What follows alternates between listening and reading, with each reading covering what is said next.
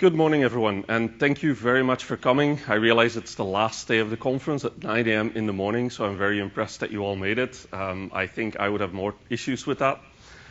So I'm here today to tell a little bit or talk a little bit about the issue of governments in cyber, and in particular governments in cybersecurity, and how they really became interested into it, what mechanisms they have to work together, and what type of decisions are being made. One interesting thing is that I actually won't be talking very much about specific technical challenges that have existed in that space and how very specific governments have dealt with it at a domestic level. But I feel like we at least need to talk about that a little bit as we go in to looking how governments work with each other. And to do that, I have to go back to 1993. What you see on this graph is an image of what was called the Clipper chip. And the Clipper chip was a chip that was designed in partnership with the US government, where the US government actually recommended that this chip be implemented in phones. And the idea was that the US at the time felt that encryption should be everywhere, but they should be allowed to decrypt it. And so this chip was a recommendation from the US government that it goes into phones. Phones could then encrypt communications, but they would be able to listen in and record whatever they needed for lawful intercept purposes. Now, this didn't go very far. About 3 years later, this project was abandoned, and it never really made it into many production phones. But it's interesting because it's actually just part of an evolution that actually started way before that with export controls. Encryption has historically been one of those things that was highly governed at a domestic level and at an export level. So for instance, I will never forget in the late 90s, I was setting up my first VPN, and I had to use 40-bit DES because the country that I was setting the VPN up with wouldn't support anything higher than that. As in, I wasn't allowed to use anything more than 40-bit weakened DES to set up that communication. A little bit later, things like the Clipper chip came up. Governments wanted to have sort of backdoors into those communications and record them. Typically, those didn't go down very well and weren't implemented. And then things happened such as dual ECDRBG, which was a pseudo-random number generator that had some weaknesses in it that was actually being promoted by government bodies to make it into standard technologies and actually weaken the encryption from the onset. And then today, we see this clashing at a much more vivid level with the Apple iPhone and encryption, especially in the wake of what happened here in California a few years ago. So there's two important questions there at the domestic level. The first one is, should governments actually be able to read private communications? They've had some use for that, given that they have the ability to read, for instance, letters and so on, if that were truly necessary for law enforcement purposes. And do corporations actually have a duty to collect it? Those are really important and significant questions that many governments are today tackling at a domestic level. But there's also something internationally that comes into play, and that's really what I'll talk about today. And I have to give you a little bit of background as to how I became interested in that. And a few years ago, about 7 years ago, I started doing work with an organization called FIRST. And FIRST is the Forum of Incident Response and Security Teams. It's a non-profit incorporated in the United States. And what we do is we make it easier for incident responders and security teams to work together on tackling very specific technical issues. So we create a forum where those security teams can come together. Our members include various types of organizations. In the United States, for instance, the Department of Homeland Security, US CERT, is a member. But we also have a Russian government department and a Chinese government department that participates. And in addition to that, we have many tech companies here in the United States and abroad. And the goal is not that they actively work together on defeating a particular incident, but to give them a forum where they can bring some of the expertise that they've learned in dealing with technical security challenges and share some of their experiences so we can all learn from each other. And the work that we do is pretty global. We do have a bit of a gap that we're trying to fill with participation in Africa, but generally speaking, we're really trying to be everywhere. A couple of examples of some things that we've recently done. If you look on the left here, you see an image of my colleague Adli, who is in Bhutan, and he's meeting with the government incident response team. You see the manager there and a few of the engineers. And he was there to work with them to make sure that they had access to the tools that the international community uses and that they had good connections with that community as they got started their security team. This here is another example. This was at our annual conference in Seoul. every year we organize a fellowship program, which is open to security teams from across the world that can participate, and then we will actually fund their travel, their hotel, and we will train them on specific technical security topics, such as how to deal with security incidents. And this was a really good group. It's about 2 years ago, and we had delegates there from Mongolia, we had delegates from Tanzania, and many other countries from around the world. So we try to be very inclusive and get those countries that can't participate yet into the community. In addition to that, we also provide some external expertise. The photo on the left is of a panel at the Internet Governance Forum at the time in Azerbaijan in 2012, where there was a discussion on whether more laws were needed or if the community should really help govern how the Internet is being used through the ways it does today, where there's many different stakeholders that provide different levels of input. So that was us represented there. There was also Google, the State Department, and a few other international organizations. And then finally, we also help out when we're asked. So this is an example of a meeting that we were invited to help coordinate in Uganda that was really about how to get incident response teams from the region to share expertise in order to try and build everything themselves.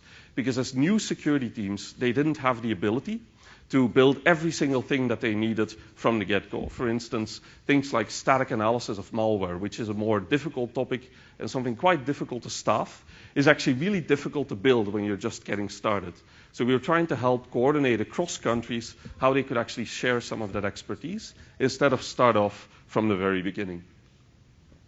And then finally, we also work a lot on actual training. So this is my colleague Melanie in FIRST, who was training the NRENs, or the National Research and Education Networks, in Abidjan, Côte d'Ivoire, on how to deal with security incidents. Typically, when we do something, it's not for one organization, but we try to approach a community as a whole. So in this case, it was really focused on research and education networks. And then this one is actually a little bit important to me because it took us a lot of effort to try and get this done. It was about 6 months of back and forth with the US Sanctions Authority. But this was after a training that we did in Tehran for security teams there on how to better deal with security incidents. And I think this photo is meaningful because it actually does show how much policymakers and politicians have started to become interested in this thing that we work on, that's the Internet. Because this gentleman here is actually the head of the reformist faction of the parliament in Iran. So there's a lot of interest from various countries, whether it's the United States, other countries, and sometimes it feels like as technologists, we're quite removed from that. And it's important that we at least try to understand each other and move from there. Now, as I mentioned, we're very global. We do a lot of different events. The blue dots are trainings that we've organized. The green dots are smaller conferences that we've done. And then the purple dot is our annual conference. So I just want to give you an idea of the scope of what we do as an organization across the world. And most of our events, with the exception of some of the conferences, tend to be free because it's all about knowledge transfer. We're also a very open organization, so typically anyone can attend. It's not closed to members or to particular communities or stakeholders. Now, why does all of this matter? And in order to tell you a bit about that, I'm going to pull up this graph. When you look at it, it may look a little bit alien, but what it actually is it's a representation of how government policymakers feel about the Internet. And what you see is that everything that we know, the technical community, is sort of in the center of that graph. The graph was actually made by a famous political scientist called Joseph Nye a few years ago. Now, what policymakers see is all of the different organizations that are around it. So they see regional organizations participating in cybersecurity. They see financial participation in how the Internet is operated. They see civil rights organizations, and they see the intelligence community. So it's important to understand that when they think about the Internet, they're actually thinking about something that's wider than just the work that we do in the technical community. And there's an interesting one there, because if you look at the left, it says incident response regimes. And there it says IWWN and FIRST. And this is a little bit how I got thrown into this. I was at a conference in Turkey on, of all things, a boat party organized by a civil rights activist, civil society group. And over there I met someone, and I mentioned to him that at the time I was the chairman of FIRST. And he looks surprised and he says, "Oh, so you're the head of a regime." And I was like, oh, that sounds really, really creepy, because I'm an engineer, I'm not a political scientist. So I was like, what does that mean? So I went and looked it up, learned that regimes are actually just governments or organizations that have a similar view on the world working together, although the word today is used much more in a very negative context. But it made it interesting that other people were actually seeing FIRST as something that I wasn't seeing it at the time. I saw it as a technical body, which it is. Now, we have to go back a little bit in time to understand how the internet really affects governments. In the 1600s, there was a treaty called the Treaty of Westphalia, which actually defined that governments had sovereignty over their own space. And that's really, for many, the birth of the nation state and how countries actually came to be. Now, states today are defined in political science across a number of different rules. The first one is that a state has control over its borders. A state also has the right to administer law within its borders, has the unique ability to engage with other states on behalf of its citizens, and it has a monopoly on violence. So the state is the only body that technically is authorized to use violence within its own boundaries. And finally, they typically provide at least some services to their population, the most typical one in most countries still being mail. Now, an interesting question to ask is whether this actually still holds true now that the internet has become so important. And for that, I actually want to go back to Iran, to 2010, to an area around the city of Natanz. At the time, there was a piece of malware that was deployed onto machines belonging to some contractors to a government installation there, which was a nuclear facility.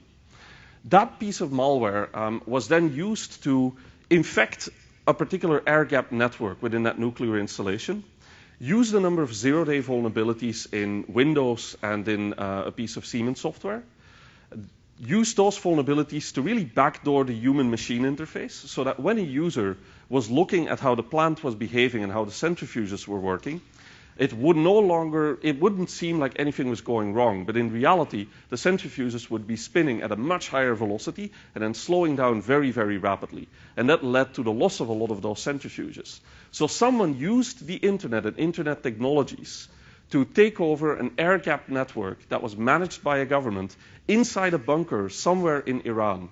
And to many governments, that was actually a very, very scary thing. And even though this attack was targeted to Iran, at the time there was a lot of concern in the United States, but also abroad, on what this really meant.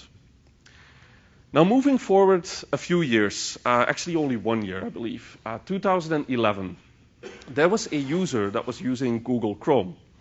And that user had a particular issue. He was based in Iran, and he was trying to go to Gmail. And when he went to Gmail, he got an interesting error message. And the error message was that the certificate wasn't valid, but it was actually a certificate for the correct site. The only difference was that it was issued by a small company called DigiNotar in the Netherlands, whereas typically Google certificates were issued by a Google intermediate CA that was signed by Symantec. So when this was published on a forum, there was immediately a bit of a panic, because there's always been some concern about the international CA system, certificate authorities that issue certificates that any machine in the world is going to trust, because they trust the authority that issues them. But in this particular case, it was the first time that it really looked like there had been some type of abuse. And when an investigation was then started, which took governments, it took browser vendors, and it took also the company that was actually affected in the Netherlands, it was actually discovered that this was a very significant incident. What had happened was that this CA had actually been compromised, and their system had been abused to issue digital certificates for not just mail.google.com, but also for a couple of other organizations, including the CIA, mi5.gov.uk, mossad.gov.il, and many other domains. Now, many of those seem like they were never used, but this particular Google certificate was actually used extensively. And the way that the attack worked is that Windows on a machine in the region that was affected would do a DNS lookup. For some reason, whether it's cache poisoning or whether it was the DNS server being compromised or anything else really, an answer was given that pointed the server or the client to mail.google.com, but not the real mail.google.com, but a malicious one. That connection would happen. At that moment in time, the Windows machine would validate the certificate, would connect to the OCSP responder, which is an interactive protocol to check certificate validity, at DigiNotar. DigiNotar would say, yes, this is a correct certificate, we issued this, and then the user would actually end up surfing mail.google.com, which was the bad one, that would then redirect the connection in the backend to the actual Google server. So that meant that someone was actually able to read all of those email communications during the time that this attack lasted. Now, based on the logs of that OCSP responder, it was actually possible for the investigators, which was a Dutch company that was assisting DigiNotar and the Dutch government at the time, to identify how widespread the abuse really was. And if you look at this map, I think the attack was discovered somewhere around the 11th, but actually, don't take my word on that, but somewhere during August. And you can see how the attack just kept on increasing in terms of connections that were actually backdoored. Now, at the time, there was immediately a communique that was blasted onto Pastebin by the person who had done this. And it was interesting because at the time I worked in the Microsoft Security Response Center, and we were quite interested to read these things because every week or even every day for a little bit, there was a new communique posted by the attacker where they were actually talking about what they were doing. And they tried to make it very clear that they were just a student and they were hacking for fun and they were not involved with the government. But it's kind of an interesting situation because if you look at the amount of attacks and the fact that they were actually spread over multiple service providers, it becomes very unclear what was really happening here. Was this the government? Was this an individual? Nobody really knows for sure, but you can make certain assumptions based on the fact that it was so widespread. So DigiNotar was another case where suddenly someone, and whether it's a government or not, I'll leave that in the middle, was able to man in the middle email communications. And as we know from various public email breaches in the past, people in government, as well as in private sector, do sometimes use private email to communicate about otherwise sensitive topics. So again, something that kind of shakes the foundations of the internet at its deepest. Then finally, a little while ago, there was an attack on a dynamic DNS provider, or a DNS provider actually in the United States. And that DDoS attack took out some of their DNS servers or rendered them unreachable, particularly affecting the east coast of the United States. So this was also an interesting scenario because the attack actually came from a botnet that had infected Internet of Things devices across the world, as well as other sources. And even though the vulnerable devices that were compromised, that were hacked, were all across the world, the impact of the attack was mostly felt in the United States. So again, a government doesn't really have that much control over the availability of some of the infrastructure that operates within their constituency and that supports their constituency. And I think events in even the last 24 hours, for those who've been paying attention to a particular Twitter account yesterday, show that actually some of these services are considered to be very important. And they support things that a government may consider to be quite critical. So again, an incident that actually led to a lot of concern and that led to a lot of inconvenience and people wondering, what does this really mean for us as a government? So if we look at these rules again, the rules of what make up a state. The first one was borders. Does a state still fully control its borders? Yes, they do. But a lot of the import-export today is import-export of information, of thoughts, of ideas, and organizing things in other countries, which are in many countries, especially very open ones, things that you can actually do from abroad. So it's difficult to claim that that control over the national border hasn't been eroded to at least some degree. The Stuxnet case was also a good example where something physical was actually changed inside a country, even behind an air gap in a bunker. Things that typically would only be possible if you flew a jet across the border and did some type of attack that damaged things there. But no, the damage was completely done remotely over the internet. So borders are becoming a little bit more contested and a little bit more porous. The second thing is law. When someone does one of these attacks, can a government actually prosecute that? And can they hold the people that did it accountable? The question always is, it depends. If this is an attack that happens in a country that's very close in terms of internet law and has extradition treaties or MLAT agreements, multilateral assistance treaty agreements, then yes, there is a good opportunity to actually do this. If the country is not in that position, then it's highly unlikely that there's ever any prosecution that's going to happen. So this is also becoming a little bit more challenging. The ability to engage with other states. So The idea behind this is that the country itself dedicates an organization to interacting with other countries on its behalf. So the main idea is that if I were to go into Canada and I arrive there and I get to the airport and I wave my hands and I say, I'm here to negotiate on behalf of the United States of America, people will laugh at me, and it won't just be because of my accent. The idea behind this is that only, for instance, in the US, the State Department or specific government bodies can interact with other governments on behalf of the constituency, on behalf of the American people. So it's an interesting one, and it also gets undermined a little bit because so much of that communication has moved from other forms of communication where it was maybe more direct or diplomatic mail, diplomatic bag, to email and less trusted forms of communication. A government may have a sensitive network or a top secret network to communicate internally, but do they actually connect it to other governments? That's highly unlikely.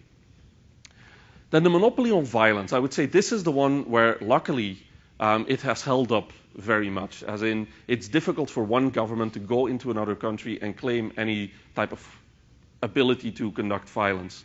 But violence is also a little bit of a porous term in the sense that in some cases you may be talking about physical processes that damage things, which is what we saw happen in Iran.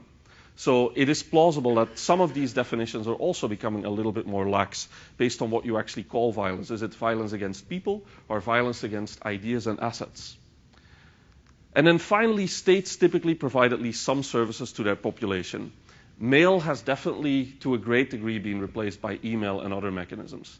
And we now see that those mechanisms are not always trustworthy, not to say that mail really ever was, but it was, you at least had to do something physical to get access to it. And today there are other ways of doing it, like tricking people into giving up their email password. In addition to that, and we'll talk about that in a second, there's encryption now. So in comes the internet. In the late 80s, there was a hacker who was called Lloyd Blankenship, or the Mentor, who wrote a really, really interesting piece of text, which is called the Hacker's Manifesto. And what he wrote was, this is our world now, the world of the electron and the switch, the beauty of the baud. We make use of the service already existing without paying for what could be dirt cheap if it wasn't run by profiteering gluttons and you call us criminals. We explore and you call us criminals. We seek after knowledge and you call us criminals. We exist without skin color, without nationality, without religious bias, and you call us criminals. You build atomic bombs, you wage wars, you murder, cheat, and lie to us, and try to make us believe it's for our own good, yet we're the criminals. Now, in the 80s, that text didn't really ring very loudly with governments because technology wasn't where it is today. People were not relying on it to the same degree as they are today. It was sort of the beginnings of hackers being arrested and put in jail for various things. But when you look at the impact that these same technologies have today, it's a massive difference between 86 and 2017. Now, the internet itself is becoming more and more bigger and impactful. If you look at the United States and how the internet use has grown here, you can see it kind of topped off. It's at about 70%, and it's hovering there. So internet use in the US is kind of like, I call it peak internet. It's not entirely correct, because the services are expanding and the things you can do with it are. And there are more and more people coming online, but it's not going as fast as, for instance, in China or India, where there's an incredible opportunity to bring more people online and give them the benefits of the internet. For instance, we can get them online and we can get medical care, or at least some basic medical care and triage to like faraway villages without having to invest money that we don't have to do that. So there's great opportunities, but we have to be really careful when we build this internet that we support them. In addition to that, this year has actually been very, very interesting. This is a post by the head of Let's Encrypt, which provides free TLS certificates to anyone who would like to use them on their service. And he quotes some telemetry from Mozilla that we're actually at about 50% of page loads over HTTPS. So think about that. It's actually only been since 2009 or 2010 that Google has been HTTPS by default. And now 7 years later, 50% of HTTP queries are actually HTTPS. This is amazing because we've made so much progress at making sure that people can use the internet in a confidential way. But we also need to acknowledge that that's also scary to some organizations that, for instance, do law enforcement investigations and no longer have access to that data. So this is the clash that we're dealing with between, as engineers, we want to make the internet more secure, and encryption is the way to do that. Yet at the same time, there's these government people that had ability to do things in the past that they no longer have today. And this is making things very challenging even at a domestic level, but then also by extension internationally, because most of the technologies that are used globally are not necessarily technologies that were built within the country itself, which means it becomes difficult to apply laws to them domestically. So there's a history of issues here. The first one is that countries have a different perspective on security. And when I talk to governments, I always hear mostly one of three different things. They either focus on national security. Those tend to be states that are a little bit more fragile or that have major security issues. Or they focus on social concerns. So they want to see the internet as a driver of social development and social use. They're usually a little bit less focused on the security angle.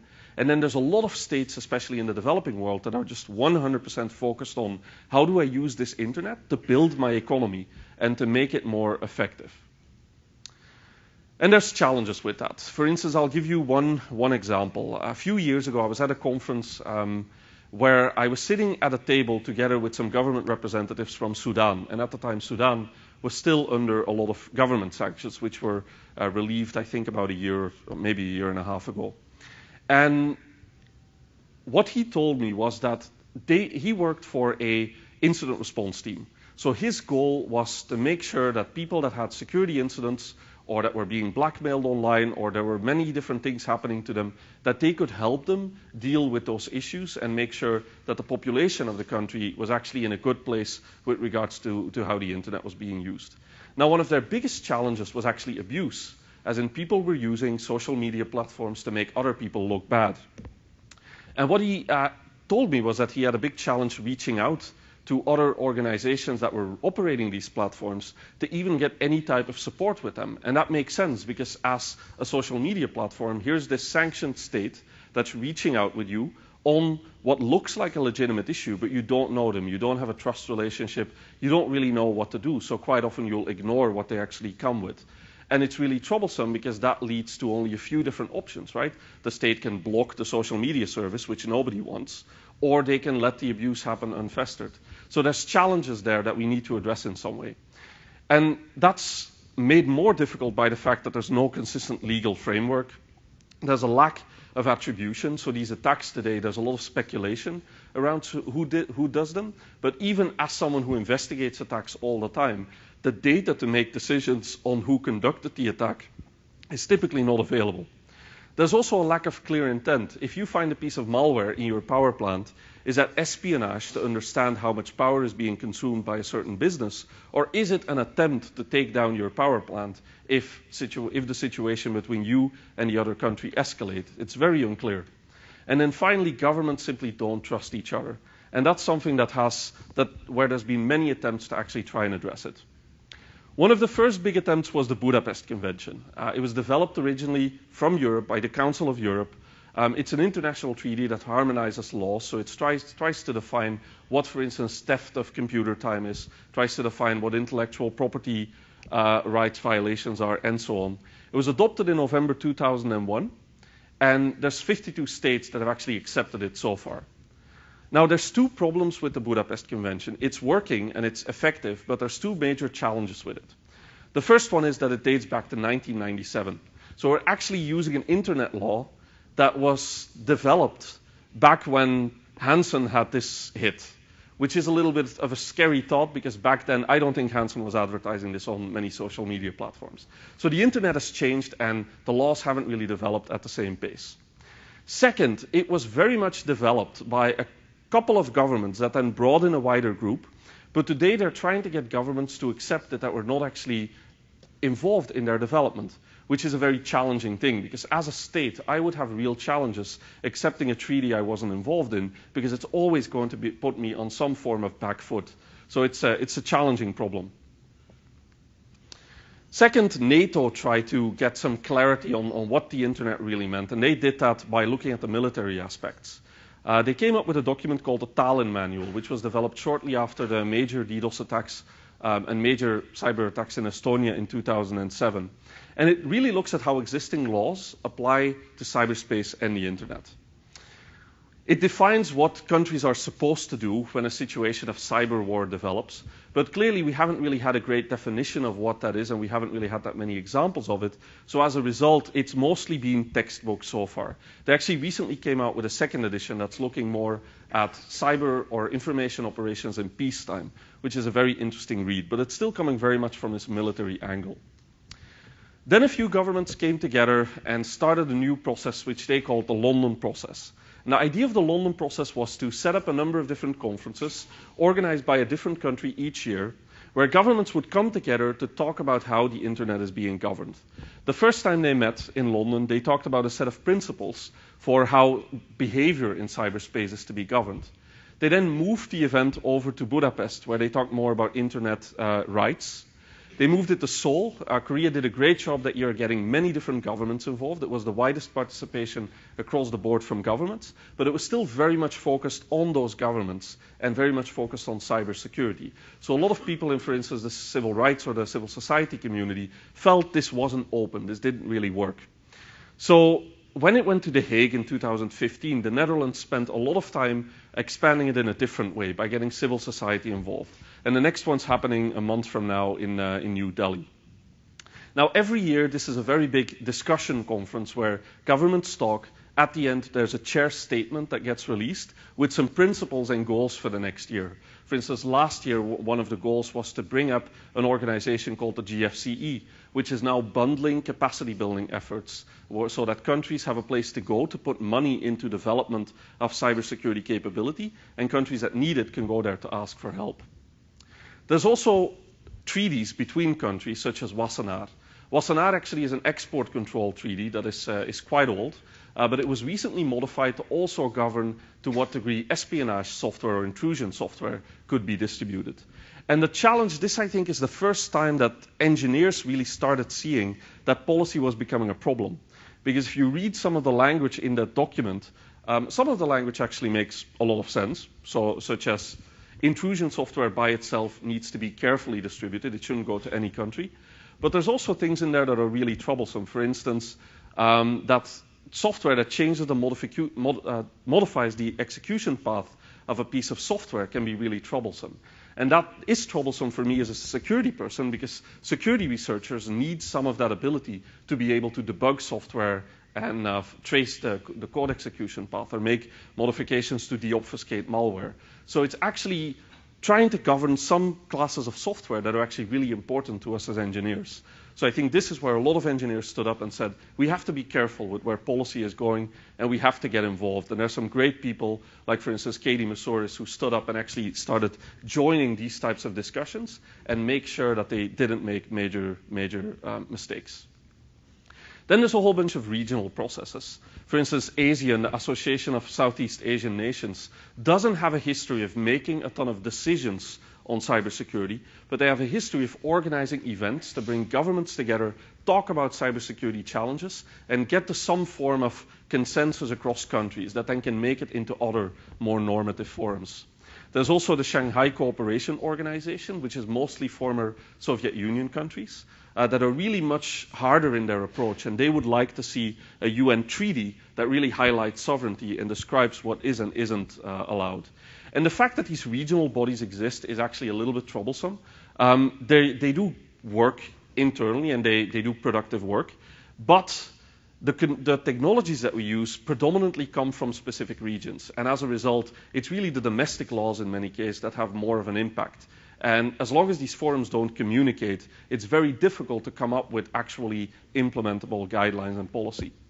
So the UN actually did a few things as well. They started off in 2010 by calling for input on cybersecurity. They essentially asked every country, give us input on what you're doing in cybersecurity. And interestingly enough, the one country that has responded every year is Cuba. And every year they respond with a declamation of what messages the United States is sending into Cuba via radio waves. So information security is a very different topic for every different country.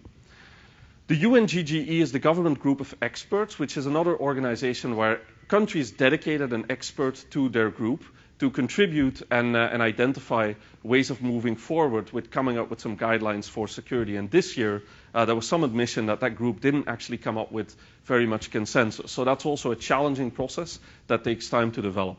Finally, the ITU, actually one of the oldest international organizations, it was founded about 60 years before the UN, has been working on confidence and security in cyberspace and came up with this thing called the Global Cybersecurity Agenda, which is an overview of things that governments should implement in terms of security. But whether or not the ITU really has this responsibility is a very hotly contested issue, because many governments believe that there's actually a small role for the ITU to play, or no role in the internet, whereas other governments believe that the ITU is their way of getting input and guaranteeing that they have input into the process.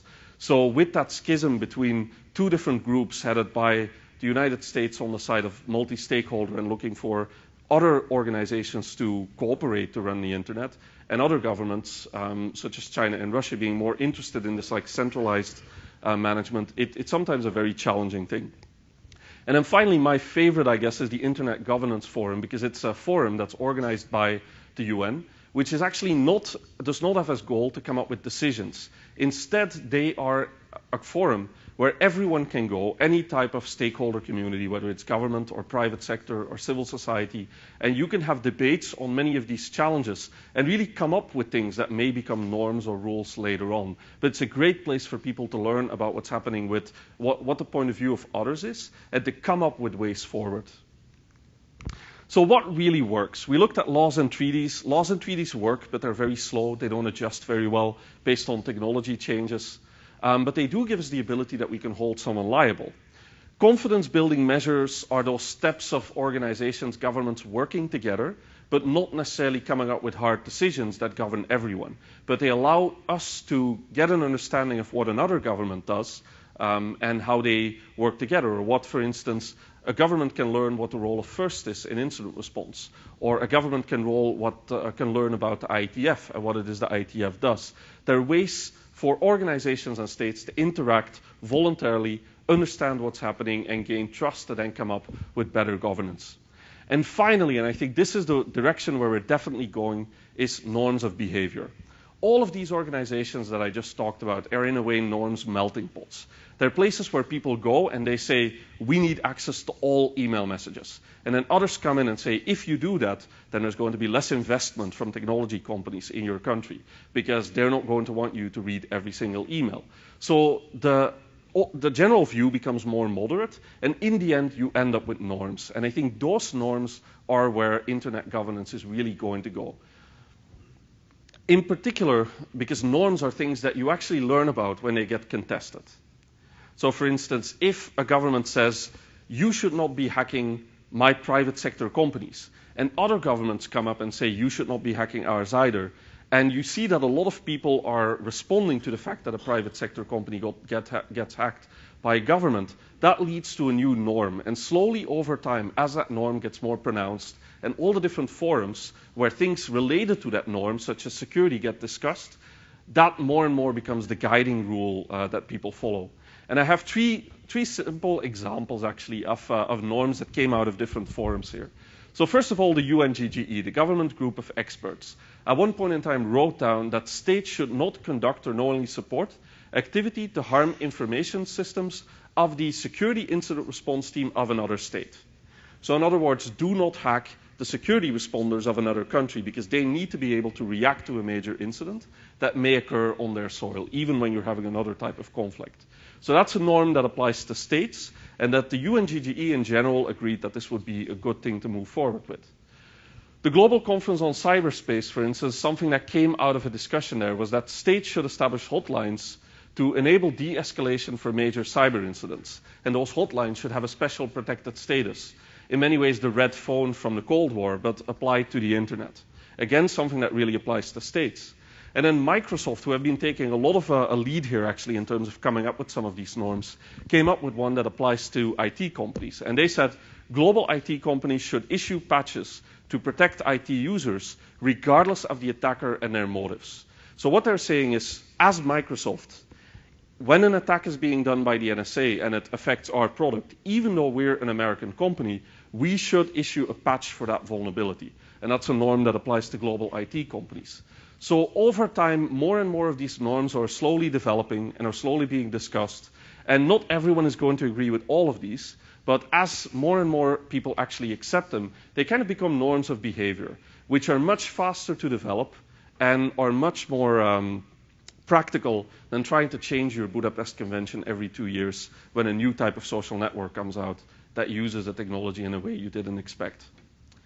So what I hope I did was to give you a little bit of an overview of where states today are bickering about cybersecurity and trying to figure out the right ways forward. And I also wanted to motivate you to actually step in.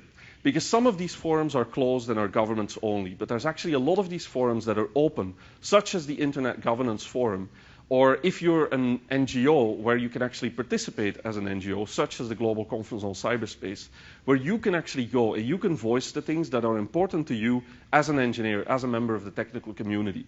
And it's really important because by doing that early, we can make sure that there's no silly laws that go onto the books that try to take some of the tools that we really need in order to do security right away from us. So this is a really important thing. It takes a lot of patience because engineers and policymakers do typically use different language, and there's a lot of misunderstanding. You have to spend a lot of time listening and understanding what they really mean in order to build a productive relationship there. But I wanted to encourage you to seek out these forums, take a little bit of your time and make sure that the way that we're building the internet today, that we continue to build it in a way where it's actually going to support all of those great things that we want to do, and it doesn't come this very close society where like only certain people can do certain things. And yeah, I think that's really the main goal of my talk. So thank you very much. I really appreciate, again, you coming out at 9 a.m. And listening to me for an hour. I think we have 2 minutes for questions, and that's about it. Sorry, I went a little bit over. Are there any questions?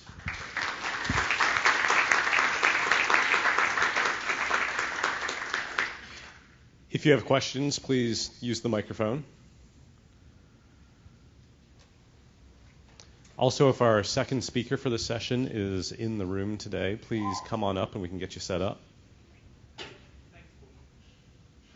Oh. Yes. Thanks for the talk. You mentioned ITU, but what about EETF? The ITF, you mean? Or? Yes. Yes. So the ITF is clearly one of the most important players in terms of like how the internet develops, because in many ways code is law, right? Once you write code, it does something. That's how the internet works.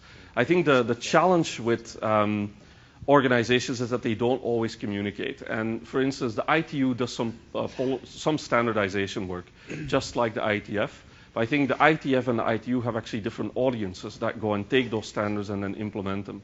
So I think one of the big challenges is how do we actually work with both in a way that when something is the right standard to deploy, it gets deployed both by engineers that participate in the IETF or read RFCs, and by those engineers that are told to implement something by, let's say, a policymaker because it's a new standard that was developed. So I think they both have their role, but there's not always a ton of communication across the borders. Thanks. Thank you. So one of the things that I noticed when I was in grad school is that a lot of government white papers and even academic white papers in this sphere have a habit of, to be frank, overestimating the real impact of governments in this sphere and underestimating how the modern internet was largely built by the private sector, DARPA research projects notwithstanding. Is that finally slowly changing? It's a great question, and I think there's a major challenge in terms of how governments have seen the internet in the past. And I think because there was so little communication, they made a lot of assumptions, and those papers ended up reflecting a lot of those assumptions. And for instance, they would define that a government had control over X. And when you go to some of these conferences, you still hear governments talking about, if I limit how much of this traffic goes into my country, and then I charge people for sending it to me, whereas that's not really very reasonable with the technologies that we have. So I think it's getting better in terms of that there's more and more engineers going to these policy forums and talking to people, making them aware that it's not always as easy as it seems in those papers. The biggest challenge, though, is that when you look at the impact of things, so today there's a lot of crimes that happen, and then it turns out there's information on an encrypted device. The more that tension becomes bigger, the more I think there will be an inclination of governments to take a rougher hand there. And so I think it's just becoming more and more important that we engage with them today. So in short, I think it's gotten better a little bit because of that more engagement, but now because the stakes are going up, I'm really concerned that it could actually become more troublesome if we don't act and we become active participants and we educate policymakers on the things that we do in forums like the IETF or the discussions that you have here at this conference. So does that answer your question? I know it's a bit of a vague answer, but I think it does. Thanks. Okay, thank you. Let's thank Maarten again. Thank you.